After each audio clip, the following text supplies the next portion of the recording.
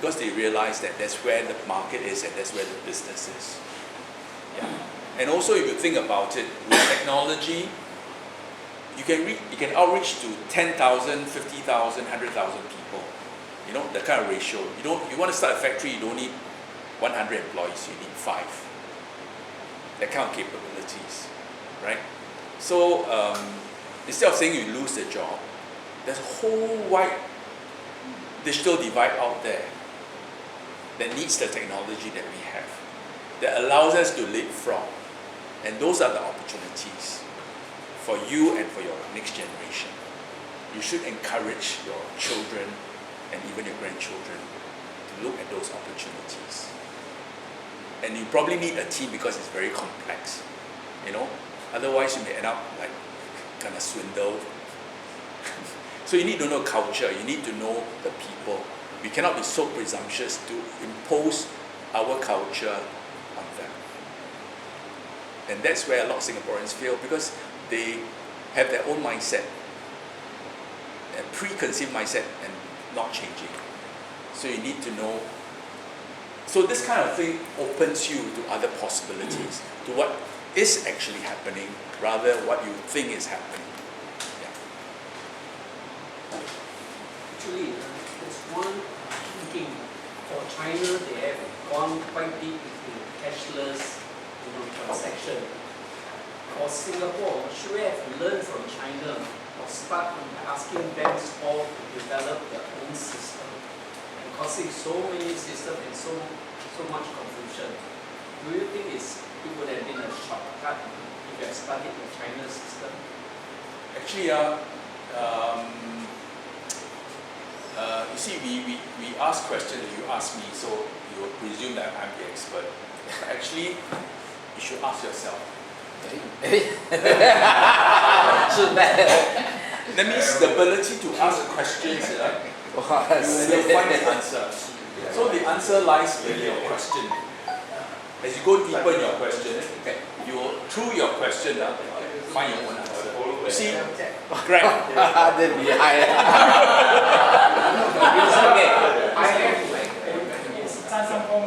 just want to get alternative.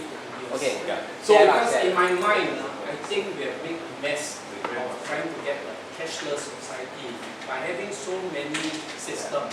It should have been a top-down approach, because this is something dealing with IT, and learning IT is not that simple. We should have got some people right at the top to learn and see how complicated and say this is a system. They didn't learn the design thinking. That's no trouble. Okay, maybe. But let me make a little comment. This is, I didn't mention this in my narrative, but you realize that, and beside Kodak, there's another example of a 100-year-old company that suddenly disappeared overnight. And it's Lehman Brothers. The 2008 financial crisis. Lose right? a lot of money. Yeah. Okay. Now, the world came very close to a collapse of the whole entire world economic system. And I'm just trying to explain to you why China went for a cashless system in the first place. The reason is, once you go cashless, you don't have to worry about giving cash. And there will not be a run on the bank. What happened to Lehman Brothers was they came very close where people want to withdraw physical money from the bank, and they do not have enough cash to fulfill those requirements. So the motivation to go cashless, unfortunately, is to overcome this problem. The more basic and fundamental problem is there's another, to expand your mind a little bit, again French. There's a very good documentary called Tomorrow. In French, it's called Demain. And in Demain, they were looking at what are the alternatives to the world as we know it. The world as we know it is dominated by big business, is dominated by banks, and the world banking system is based, money is created when someone goes into debt. When someone borrows money, then money is created. So it's a debt driven economy. And that is the fundamental problem there. So in demand, what you need in a local economy, and they also, in the World Forum, they also mention about circular local economy. That means how you can create your own internal local economy to facilitate exchange that doesn't predicate on debt, but purely an exchange. So what in demand you will see is they propose the idea of a local currency that's only usable within, let's say, Bristol. But what it does is it facilitates exchange of the business within that facility. Yeah. So there are many ideas. So today, if I cause you to want to think a little bit more, explore a little bit more, and maybe you can come together and exchange your views. Today, I'm not the expert. I'm here to challenge your thinking, to throw some things about what's happening, and then you go back and think for yourself. Okay, like some sharing. Many people thought China is cashless, but the world, the country that's most cashless is actually Sweden. Sweden, a lot of people don't know. You do some research, Sweden, because people pay by mobile payment, online transfer, credit card, hardly any cash. Even beggars don't take cash. It is up to that standard, no? Sweden. Okay, but China is different. China, they use WeChat Pay. WeChat Pay is not a government initiative. It is a private company. So it's just like a payment wallet, e-wallet. It's not bank, e-wallet. You credit, then I give you. I also I have a computer system. You give me money, I give you credits. Then you spend. So, and it's a very dangerous system because if everybody use WeChat, WeChat can always add many zeros and buy properties, buy the whole country up. You know what I mean? Because everybody use his money. I just add a few zeros, I give you WeChat credit, 10 million. I buy your property, another 10 million, I buy another company. There's nothing stopping them. So that's why government must control, because it's banana money already. So government must come in and control this WeChat, make sure it is solvent. So if I create my own e-wallet and everybody trusts me, put money, I'm rich. I buy everything, I create, like what I said, you create debt. I buy your property, 1 million, I just give you WeChat credit, 1 million, I get your property. You see, so it is not what the government want. It's what you know, and then how come they don't know? Who don't know? China know. China know, the government know. That's why government control. WeChat is controlled by the government now. I see. So it's very important. Otherwise, WeChat is the government. When you create money, you are different. You see Hong Kong, the money is created by the bank. The government don't own the money. So WeChat is now controlled by the government. US money is controlled by Federal Reserve. Singapore money is controlled by the MAS. So government can print money. Now US government cannot print money. So that's why they borrow. They issue bond. But the US has been printing money on. No, US is the Federal Reserve that print money. US government borrow money from the Federal Reserve and then they give bond. Okay. There's one technology that you will hear a lot about, and I think it's worth for you to go and find out a bit more. And that technology is called blockchain. Yeah, blockchain. So it's very confusing. and within blockchain is the solution in which they can track payment and secure payment. So you can go read a bit more about that one. And then the other thing is also, after everything is said, of course I read several books, so I'm going to throw some of these ideas. I have not enough time to develop it. But what is the antidote to all these change? You'd be very surprised. It goes back to the good old days, Confucianist or Christian or whatever. It's called virtue, integrity, and trust. It goes back to those these values. And if you talk about AI, as we talk about developing general AI. Yeah, general AI. You will eventually come to this point where how do you make the robot or the AI ethical? So the problem will go back again to ethics. So, well, you can be unethical, so can be the US government, so can be the Federal Reserve, right? Whoever has the control of power is in the position to manipulate. That's the reality. So to have a high level of trust and integrity is very important, irrespective of whatever solution you think of. And actually, coming back to James' Yeah. point, I agree with you. Okay. So you can see that it is the government that is actually initiating WeChat to be a success.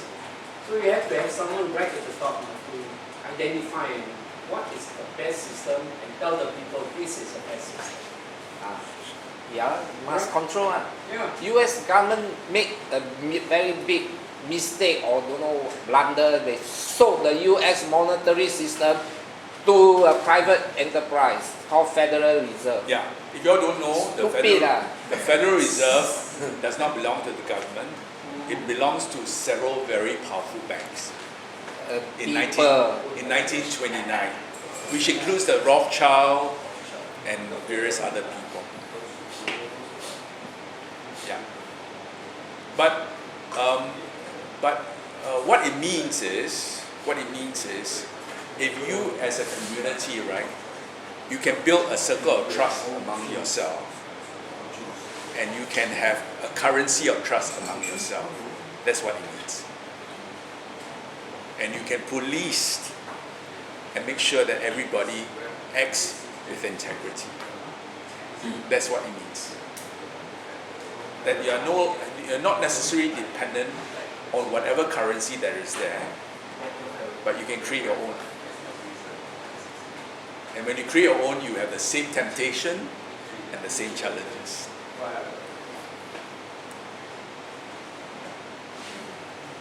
Yeah, the other one is on Kodak. Kodak is a very big company, so they move very slowly. So when you look at the past to predict the future, you must look at the surroundings.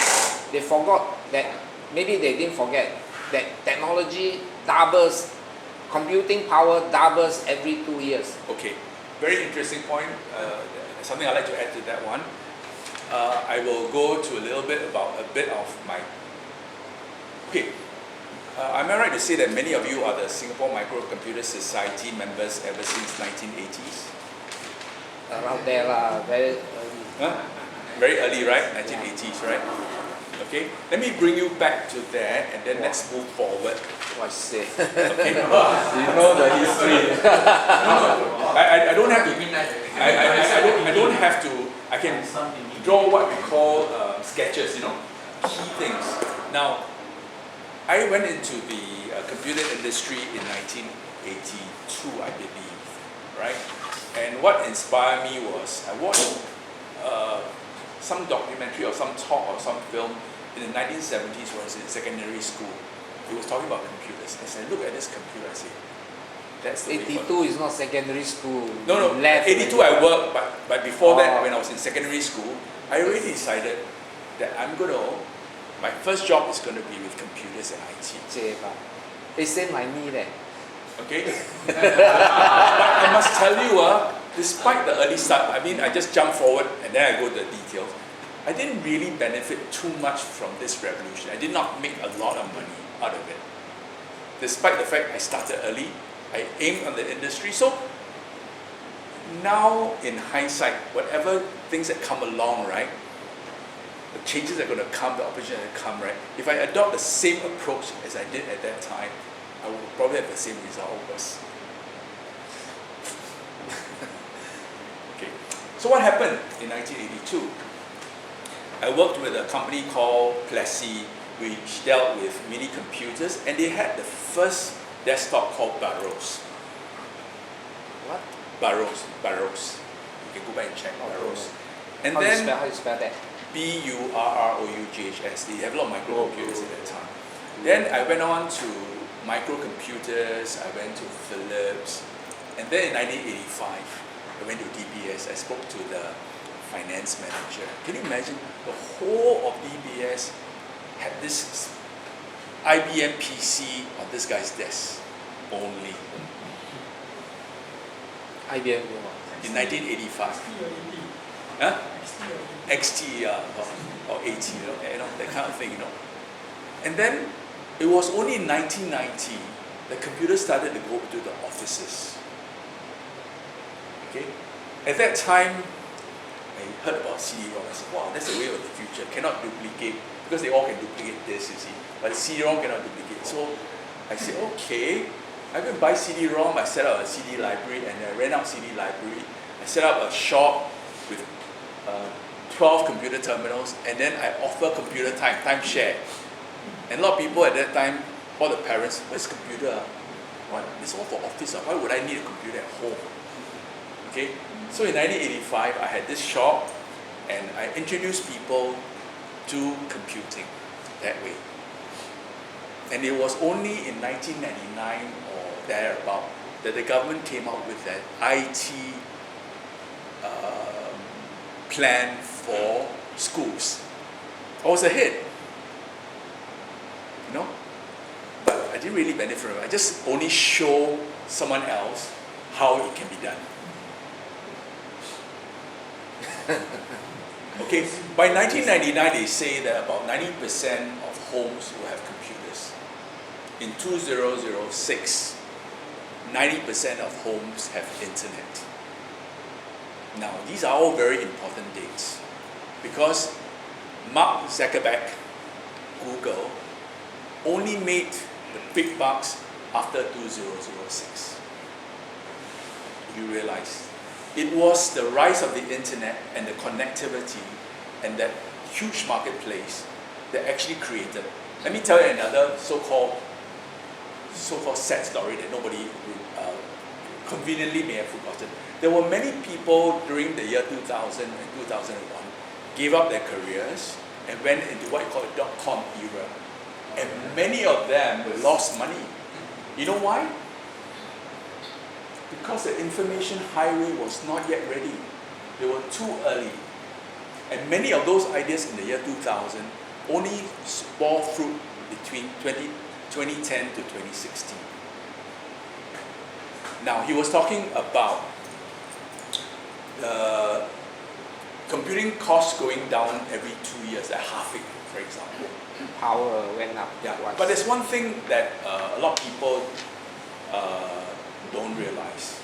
That ever since 2006, something happened that you can never turn back the clock. For example, you listen to this music. America releases music for 6 months. It only reached Singapore only 6 months later. There's a lag or a latency. And this is called cultural latency. You see, the reason for that is because the speed at which information flow was slower. But ever since 2006, it was instantaneous. Whatever is being said is instantaneous. The things that are reacting is instantaneous. And this is bringing about the acceleration and also the structural changes we're experiencing and also the stress. Because information is so flowing so fast and so quickly and so furiously, there's no way you can turn back the clock. So when the product is introduced in America and Singapore, people know about it already. So this cultural latency is the key factor that's bring out a tremendous. That means now we are locked. It's almost the wheels have locked since 2006. You cannot turn back the clock anymore. Only what's happening is the digital divide. The people in Myanmar, the people in Vietnam, and the people in Indonesia, there's still a large proportion of them that's not yet touched by IT. Okay? Question is, are you going to allow the MNCs to go into those countries and come up with more of the same thing, which is dominance? What is happening is, I'll give you an example, and you can watch that in demand. In demand, it says, if I'm multinational, I go to a country, I want to do a cash crop. I take the entire piece of land, I just plant corn. After a few years, the land will be robbed of its fertility, and not much use anymore. And the money that I make do not go back to the people in the farm, it goes back to the rich people who will become richer. Yeah. The people of the land there don't really benefit from those progress. Okay? We need an alternative model, a model in which the people of the land benefits from the progress. Now, the last bit of this place is in Asia. Okay? Asia is the next place of growth opportunity. So with all this technology, if it's applied correctly, structured correctly, can transform the lives of many people in Asia in a way that's beneficial. But we need. What you are talking actually is happened in China. I don't know what happened in China because You don't know, they lifted the 800 million people out of poverty. This is what they have been doing. okay, there will always be an American version, whatever. But what I'm actually saying is for Southeast Asia especially, for this part of Asia, each one of us can go and pick a place and bring about transformation. You may not be the expert in manufacturing, in high energy, whatever, but there are a lot of people with those expertise. You don't need to be expert, you've got all the things embedded. So this is the potential. Yeah. But don't just jump in tomorrow and put all your money there. You need to have a good plan. And that's why Scale Future has this thing called entrepreneurship. A good business plan that understand the culture, the market and everything. You need to do your research. You need to do design thinking. So there are many things involved. You need to not only go in on your own, but you must pick a good team to go in with you. You see?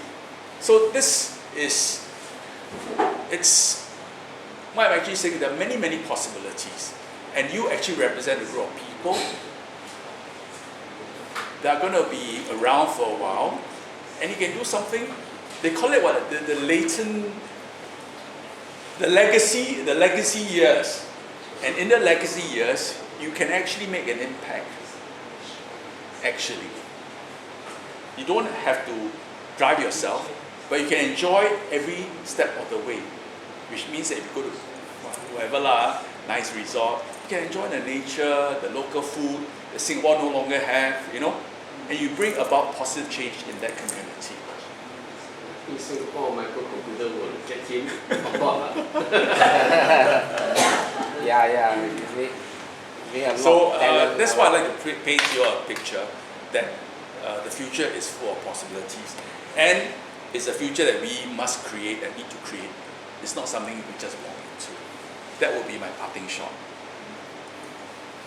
Can I ask you what China doing big in cashless society? Singapore was going that way too, really. Do you foresee that the whole world will be yes. cashless? Do you foresee? Definitely, every government want cashless so they can control the money. Like what you say, you cannot bank run. Any crisis, you cannot queue up. You online cannot withdraw money, that's it. You see, and then the government know all your money, and then they can monitor money laundering. So which means that one day the US dollars won't be tenable lah. No. That US dollar will still be there, but US dollar may not be the major currency already. No, Something just else saying will that come all out. will be cashless one. No, cashless, but it still must have something to count. No, China you can't find a dollar already. You can't find a renminbi. No, but it's still only renminbi. outside China. No, renminbi. it's still called renminbi. If I have money, I'll put it another way. If I have money, I'll convert my money either into agricultural land or pieces of gold. Get a wife also. Most eligible bachelor. No, what is the actual state in China now? Now they won't use currency. No. We have to understand the printed money. What happened? Destroy lah. You must differentiate between money and currency. Money drives the world. Currency is the money that people use. No, my point is, you go to China, you can't find renminbi now. Yeah, then What happened to renminbi? still have. Where they keep the dollar? Yeah, they keep or they put the bank and the bank recycle it. Can you imagine overnight in India, they say the 500 rupiah is no value. And 1,000, yeah. Oh yeah, that's right. Because money laundering, corruption. Very easy example. Every time I go to Taobao to buy something, so I need the RMB. So how I get the RMB? Very simple question. Pay lor, use Sing dollar convert lor. No, I use my handphone. Now it's cashless. I use my handphone, open the ASS apps, then you can top up. Yeah lah. Okay. Then in one concern called top up this Taobao. So you top up. Right, so you convert Sing dollar to. No need to convert. You use Sing dollar to buy the renminbi lah. Yeah lah, so it's still convert. That means what you say? No more RMB the money. Still have. I mean, but it's still called RMB. Yeah, but no more. Physical. They don't have to print. No more physical notes. Yeah. So they save on printing. But it's still currency. The RMB is the currency. Yeah, I know, but that's what I'm saying. That's That it. no more No physical need. money. You don't need. That's what I'm saying. It's either paper note or the metal coin. We are going to that way. Yeah. So other countries will you see one day? We will. You will. No. Okay. Already. Yeah. The problem is when you have the money, if it's over supply of money, then that money we have cannot buy what you want. That's the problem. Okay, there's one country that receives cashless. It's Germany. Germany hate cashless because it says privacy. I can transact, nobody know. Now you go cashless, I buy underwear, people know. I buy flower, my wife will know. So cannot ma. So people don't like. The government track everything you buy. So the Germany, they want privacy. They resist cashless. See, but Singapore, people don't care. Convenient, that's all. They don't care how people monitor you. China also don't care. So it will be hard in future. Eventually, a lot of countries will go cashless. Germany Also will have to because it benefits government. So like- US also Like cashless. smuggling, all these things. So US also cashless. It will be. Government can control. Singapore don't want cashless because they cannot do illegal gambling. Yeah lah. Once you go cashless, you cannot earn all the illegal things. You sell illegal cigarettes. Where you put your money? Where you buy from? Cannot It ma. will be a new people lah in future. No. That's where cryptocurrency comes in. Cryptocurrency. Yeah. Like So that's is a plus and minus. That means let's say for example, if you don't want to be part of a system, you want to form your own group. that one, government will receive Your also. own currency. Yeah, that's alternative lah. Yeah. Like Australia, 10,000 cannot transact in cash. Must be cashless. Then government can track you. In Europe, something like 3,000. In Euro, you cannot do cashless. You must do cashless. For So blockchain, what is the easiest way to learn it? Because I find it's almost like learning relativity. Very confusing. I can send you some information which has this visual picture of blockchain, what happens, and how, an example of how payment is made and how they use blockchain for payment. the day DDT talk about blockchain. Blockchain is not money. Blockchain is just a technology that link one record to the next record and then nobody can change. And many computers will replicate it. So who change? Nobody can change, or you change but the rest not changing. So it's an audit trail. We should give it to Donald Trump. Nobody can. His weather forecast keep on changing. So a lot there can be a lot of application in it, like Bitcoin uses blockchain, so you track all the money. So it's not saying Bitcoin is not trackable. They can track you, but they don't know who. But once they transact with you, I know you are using this. I can track you already.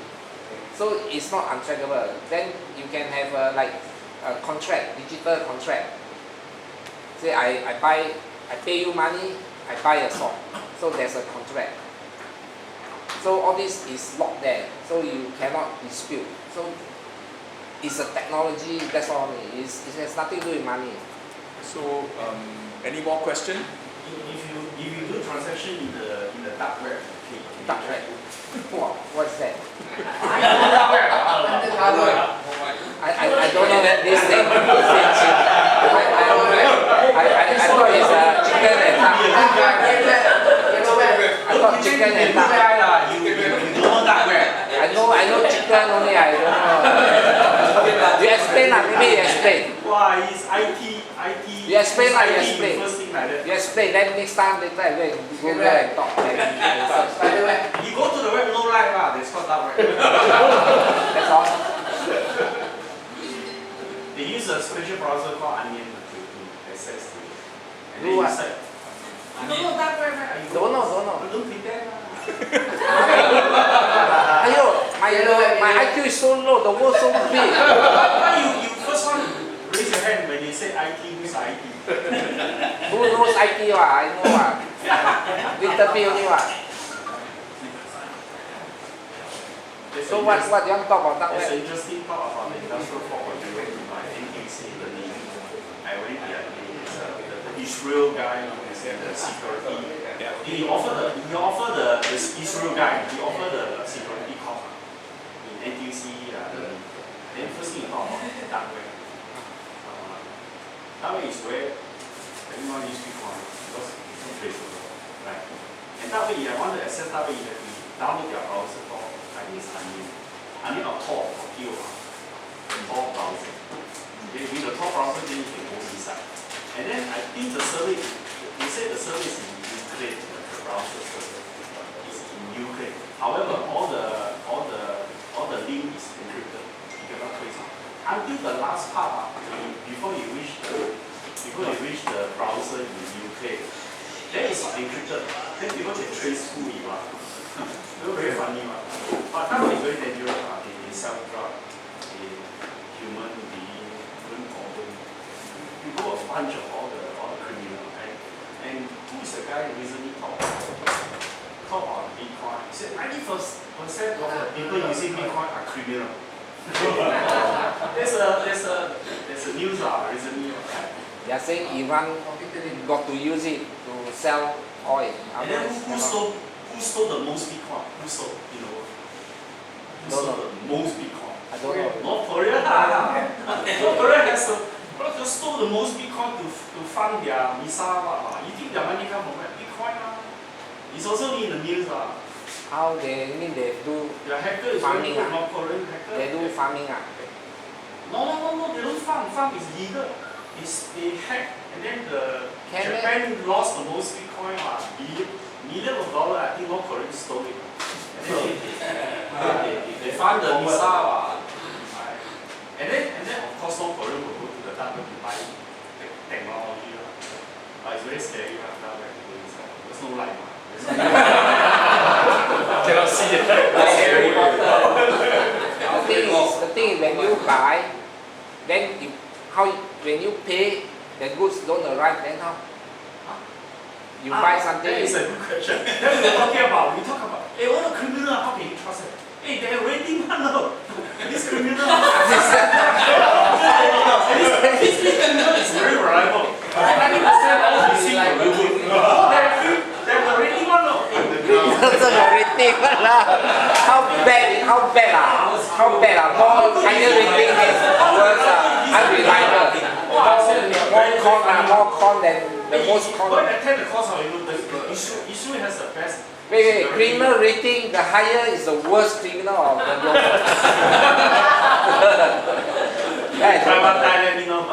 So I go for the baddest or the goodest.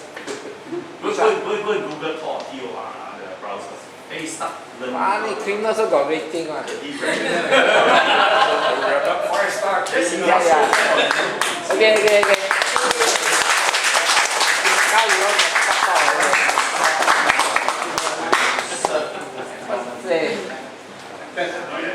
Just go Google and say Marc Teo 啊，你看他有 off this off 啊。